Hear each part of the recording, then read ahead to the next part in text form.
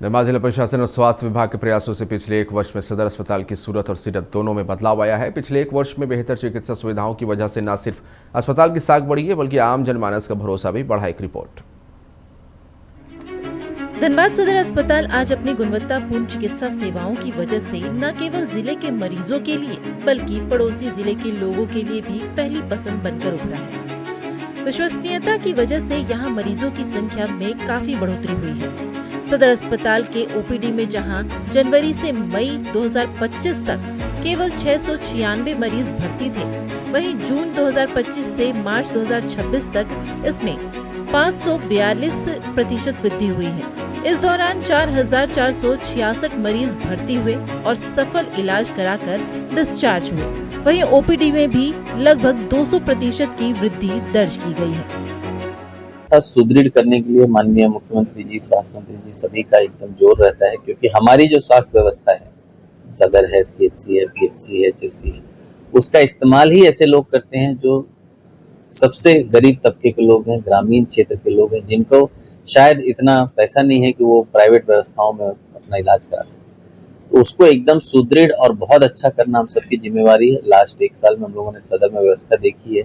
OPD कैसे 3 से 4 गुना हुआ है, सर्जरी 4 से 5 गुना हुआ है, एमटीसी में 20 गुना एडमिशन होने लग गया है बच्चों का। पैथोलॉजी में जहां 10 टेस्ट होते थे, आज 150 के आसपास टेस्ट हो रहे हैं। सदर अस्पताल में पहले ना अल्ट्रासाउंड था, ना एक्सरे था, ना डेंटल एक्सरे था, ना सीआर मशीन थी, ऑर्थो की सर्जरी, आई की सर्जरी, ये सब कभी नहीं हुआ था। ये सब शुरू हुआ है लास्ट 1 साल में और मुझे लगता है कि ये व्यवस्था में सुधार ही है, जिसके वजह से लोगों का भरोसा इसमें जागा है।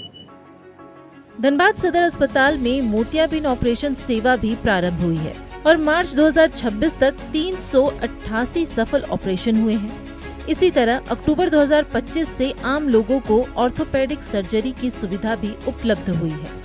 अस्पताल ने सिजेरियन डिलीवरी में भी बड़ी प्रगति हासिल की है। सफल डिलीवरी की संख्या में वृद्धि के साथ मातृ एवं शिशु स्वास्थ्य सेवाओं में भी महत्वपूर्ण सुधार हुआ है। इससे SNMMCH पर डिलीवरी का भार कम हुआ है। हम लोग चाहते हैं कि सदर अस्पताल परिसर में ही MRI, CT स्कैन जितना मैक्सिमम सुविधा हो सकती है, ताकि SNMCH का जो लोड है, अभी डिलीवरी के नज़र से देखें तो SNMCH का लोड लगभग आधा से भी कम हो गया है सदर अस्पताल में सुविधा होने के बाद। तो हम लोग बाकी व्यवस्थाओं में भी उसका लोड कम करेंगे, ताकि जो सुपर स्पेशलिटी बीमारियां हैं, जो जटिल चीजें हैं, वो SNMCH में हो और जो सामान्य चीजें वो सब सदर में हो। पर सदर में भवन की कमी है। अभी जो सदर का बाउंड्री हो गया है, एक और फ्लोर बन रहा है। जैसे वो फ्लोर रेडी हो जाएगा, उस फ्लोर में हम लोग ये सारी सुविधाएं लागू करेंगे। सदर अस्पताल के बाद जिले के सामुदायिक स्वास्थ्य केंद्र, उप स्वास्थ्य केंद्र और प्राथमिक स्वास्थ्य केंद्र के भवनों को भी अपग्रेड करने की तैयारी चल रही है। ऐसे 200 भवन बनाए जाने हैं, जिन पर करीब 300 करोड़ रुपए खर्च होंगे।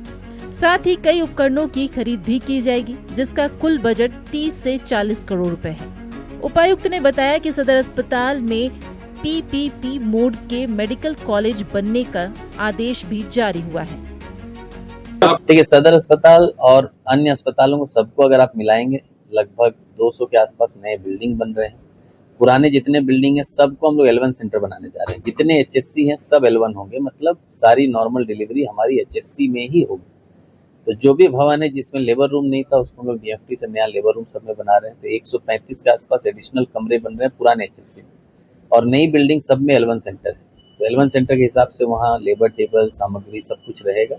और साथ साथ अगर सिर्फ भवन की बात करें तो लगभग 300 करोड़ जो है हम लोगों को खर्चा हो रहा है DFT प्लस 15 फाइनेंस का जो पैसा आया है भारत सरकार का, राज्य सरकार का, उससे, जिससे भवन बन रहा है। अस्पतालों में मैन पावर की कमी को पूरा करने के लिए एक बार फिर संविदा के आधार पर पैरा चिकित्सा एवं अन्य कर्मियों की नियुक्ति के लिए आवेदन लिए जा रहे हैं। साथ ही स्वास्थ्य सेवा को सुदृढ़ करने के लिए विशेषज्ञ डॉक्टरों की भर्ती भी की जा रही है। जल्द ही सदर अस्पताल में ICU व CCU की स्थापना होगी, जिससे गंभीर रोगियों को जरूरी इलाज मिलेगा और उन्हें दूसरे शहरों यानी निजी अस्पतालों में रेफर करने की नौबत नहीं आएगी। धनबाद से नक्षत्र न्यूज के लिए अमित विश्वकर्मा की रिपोर्ट।